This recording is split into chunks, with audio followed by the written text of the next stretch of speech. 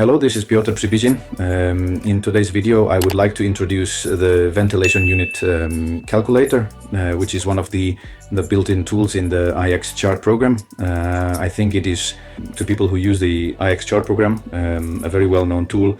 However, if someone is not familiar, there have been so many changes that the previous video, which presented the capabilities of this calculator, already requires an update.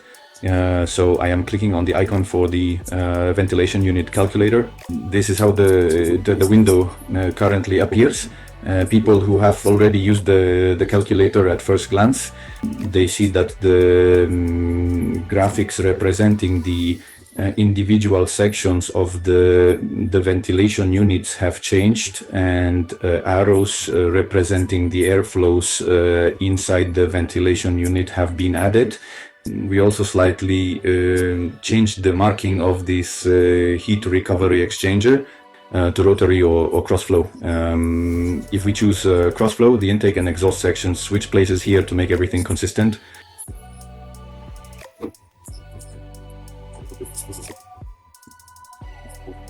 Here, using this function in the bottom right corner, by unchecking animate flows or animuje przepływy, we can simply turn off these arrows if someone finds this function distracts.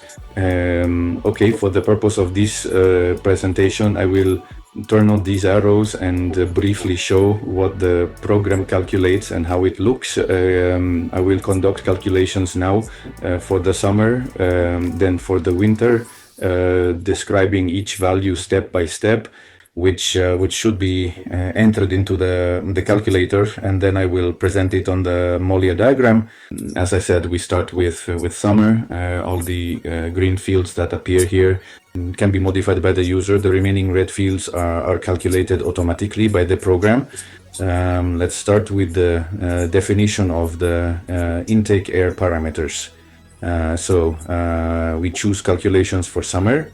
And here we have functions like climate zone 1 for the territory of Poland, climate zone 2 for the territory of Poland, or we can use climatic data selections from the year 2023 for 5,300 cities worldwide, or we can choose some default parameters, or we don't have to select any data from here at all. We can enter them ourselves, what we consider to be necessary and what calculations we would like to perform. But let's assume for our presentation, I choose climate data for the extended zone. Maybe I'll increase them a little here because our climate is becoming more aggressive. Maybe it's worth slightly increasing the temperature of the outside air. Further, we can of course choose which sections we want to include in the calculations, but I assume that the calculations will be made considering the heat recovery section, mixing section, cooler, heater, maybe not necessarily here the air humidifier. First, we define the heat recovery efficiency on the exchanger. For example, a rotary one in this particular case. Let's assume it will be the minimum required by regulations in Poland in 73%. Let's assume that we also have more supply air than hygienic needs require, which allows us to use air recirculation. Let's assume we have 50% here. Of course, thus this recirculation is possible when the exhaust air does not contain harmful substances, pathogenic substances, microorganisms, and similar things, which are obviously regulated. The technical conditions that buildings and their placement should meet, but let's say it is a standard room where we can apply this recirculation. We also use a cooler and a heater here because we will be controlling relative humidity, also known as air drying. Air drying requires deep cooling followed by reheating to regulate relative humidity. And here we specify the temperature to which we will cool the air. Here it's necessary to individually assess what air parameters should be used behind the cooler and behind the heater to achieve specific conditions in the room. So I won't deal with that right now. I'll just show how it can be done and what results can be obtained in the central ventilation calculator. So let's assume that we will cool the air to plus 12 degrees and we have chilled water available with a coolant temperature 7 to 12, which are standard parameters quite often used by designers. And as it says here in the hint, if we had chilled water, we enter the temperature of the cooler wall as the arithmetic mean from the supply and return coolant parameters. So in our case, at a temperature of 7 to 12, it will be 9.5 degrees, whereas if it were direct evaporation, well, here we generally enter the evaporation temperature of the refrigerant, which is usually 6 or 7 degrees Celsius, and immediately all sections are recalculated and indicated. Next, the cooled air to a temperature of 12 degrees is heated to a temperature of 17 degrees Celsius. And in this way we obtain the temperature of the supplied air at 68.6%. Here we have information about how much of the room's gains will be removed. So from the room in this situation, supplying air at a temperature of 17 degrees and wanting to achieve air at a temperature of 20 degrees on the exhaust, we will remove 408 kilowatts of total heat gains from the room, 2.35 kilowatts of sensible heat gains, 1.73 kilowatts of latent heat gains, and remove 238 kilograms of moisture per hour. And basically this is how the unit was recalculated for summer conditions. What else did I want to say? Maybe let's summarize this from the very beginning. So we draw in air at a temperature of 35 degrees and 45%. After passing through the rotary exchanger with an efficiency of 73%, we recover coolness, achieving a temperature of 26.91 degrees and 71.1% relative humidity from the rotary heat exchanger. Next, this air is mixed with the exhaust air at a recirculation rate of 50%, and we obtain a temperature 25.5 degrees Celsius and almost 64% relative humidity. Then this air is directed to the air cooler, where we cool the air to a temperature of 12 degrees Celsius with a cooler surface temperature of 9.5 degrees, which in turn results from the parameters of the supply medium. The air cooler will require the provision of 8.74 kilowatts of cooling from an external cooling source in this process. During this the cooling process, the cooler will extract 5.8 kilograms of moisture. Such air will be heated to a temperature of plus 17 degrees to regulate the relative humidity, which will allow us to achieve 68% relative humidity on the supply. We define the parameters in the room in this place where we want to have 24 degrees and let's say 55% humidity. And with the ventilation unit calculated in this way, we can draw all these changes on the Molière diagram with one button. And it looks like this. I'll just adjust it a bit. I will adjust for better visibility. And this is how it looks on the Molière diagram. Now, for better readability of all these transformations, all these processes, we can describe them using these icons. Here we have the air intake, here we have the air exhaust, here we have the cooling process, the heating process, here we have the mixing designation, here we have the cooling recovery process essentially on the rotary result. Here we have our room, this is our room point, and here with this transformation we supply air. All these transformations shown here are completely consistent with the results presented in the ventilation unit calculator. So if we, for example, observe here, we extract 4.08 kilowatts of total heat gains from the room.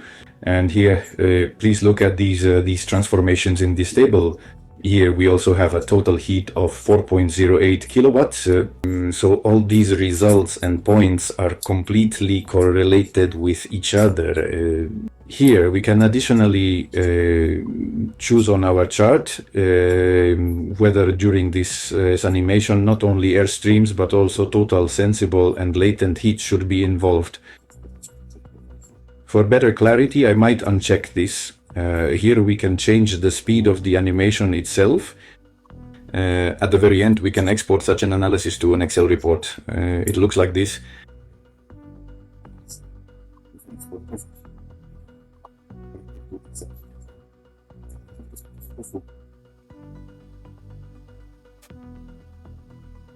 We can of course also save it as a PDF if we want by selecting here from the Excel menu, export to PDF. There is no problem with that. The iAccess Sharp program has one more very important function that cannot be overlooked in reference to the ventilation unit calculator. Namely, until now we have analyzed the case where we rigidly defined the airstream ventilation and the relative humidity parameters inside the room, where we were obtaining certain specific power values that would be removed from the room. That is, in this particular case, we removed 4.08 kilowatts of total heat gains and, for example, 2.38 kilograms per hour. However, the iXchart program also has the function of automatically determining the amount of ventilation air for a given heat balance. So let's imagine that we are performing a heat load calculation for a room, for example, in an external program. I personally use the Technosim 2000 program from the EV Lindab company, and I perform these calculations there. And here, by clicking this function, we can enter the total heat gains we've calculated and the moisture gains we've calculated. The program will independently calculate the ventilation airstream for us, as well as adjust all the sections of the ventilation unit so that these parameters are met. So as we see now, we can no longer define either the supply airstream or the relative humidity, because once we input the total heat gains and total moisture, these parameters will be calculated automatically. So let's assume we did these calculations in an external program where we found 10 kilowatts of total heat gains, and in the given room there are also 2 kilograms per hour of moisture gains. The program automatically determined a new ventilation airflow rate, which is 3,581 cubic meters per hour. For verification, we can note that the total heat gains removed from the room are 10 kilowatts. The total amount of moisture removed from the room is 2 kilograms. Exactly what we have declared here in our gains. As we can see here, all the parameters have been recalculated to remove those 10 kilowatts of total heat gains and 2 kilograms of moisture from the room. We need to Potrzebujemy dostarczyć ze źródła chłoru 29,7 kW zysków, nie zysków, tylko 29,7 kW mocy chłodniczej. Na chłodnicy wtedy zostanie wykroplone 18,6 kg na godzinę wilgoci i do podgrzewu wtórnego w celu regulacji wilgotności względnej potrzebujemy 6,05 kW, a w pomieszczeniu ustali nam się wilgotność względna 44,5%. Możemy to oczywiście narysować i będzie to wyglądało w taki oto sposób. Next, let's now assume that we will conduct similar calculations for the winter period. So I am going back to the ventilation unit calculator. And now we proceed analogously, so I activate the calculations for winter here. I select -20 for the climatic conditions of Poland and 100% relative humidity. Here I am selecting the individual sections, so we will not have an air plenum here, but we will use a humidifier. Let's assume we have similarly 73% heat recovery efficiency, and 50% here will be the degree of mixing air with exhaust. And we want to achieve a temperature of 20 degrees and 55% humidity in the room. However, we will heat up hydrothermally to a temperature of plus 20 degrees Celsius, and behind the heater we will want to achieve a relative humidity of the incoming air at 40%. Alright, so to summarize, we are throwing air at a temperature of -20 degrees and humidity of 100%. Behind the heat recovery exchanger with an efficiency of 73%, we achieve a temperature of 9.2 degrees and a relative humidity of 10.7%. And then after mixing at a degree of 50% with the air being extracted, we obtain a temperature of 14.6 degrees and a humidity of 42%. Next, we direct this air to the heater, warming it to a temperature of plus 20 degrees and a humidity of 30%. Heating this air requires supplying the heater with power, 1.8 kilowatts, and this air is humidified in a steam air humidifier to 40% humidity.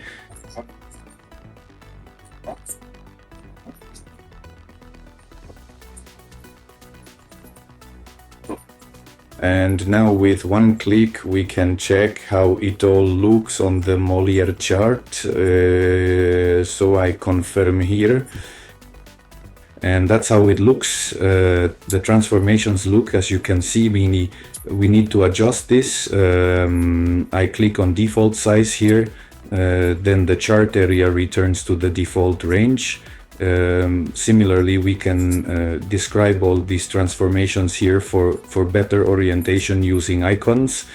And here we have it: air intake, air outlet. Heaters are here. Here we have heat recovery on the exchanger.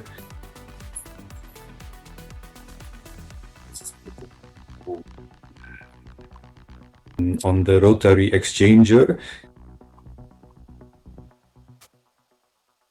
Next, in this place, we have the mixing chambers. Here we have humidification. Humidification in our humidifier. Here we already have air supply. As you can see in the room, we additionally have moisture gains because the moisture increases and we achieve the room in this way. As I mentioned earlier, all these transformations presented here are consistent with all points and transformations on the Molière chart. We can, of course, also export this, and I will briefly show here the issue related to the expenditure function involving the introduction of an adiabatic humidifier.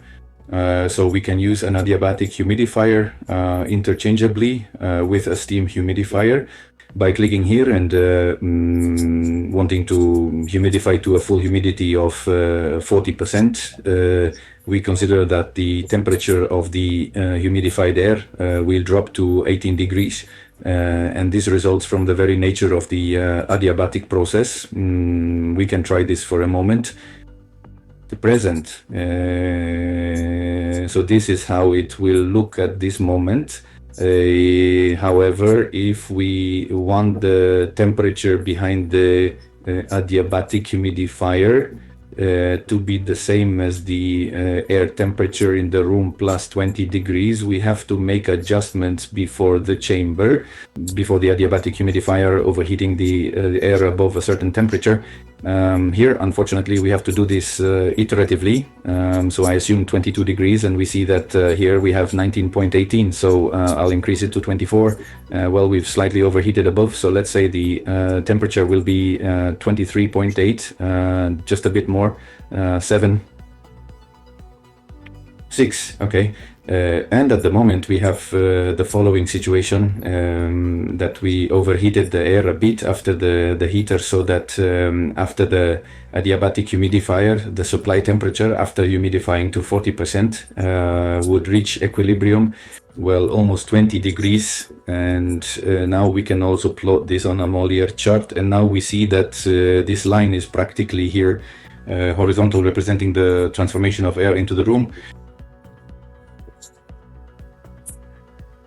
And that's basically everything I wanted to present to you in this episode. I hope everything was presented in a reasonably clear and understandable manner.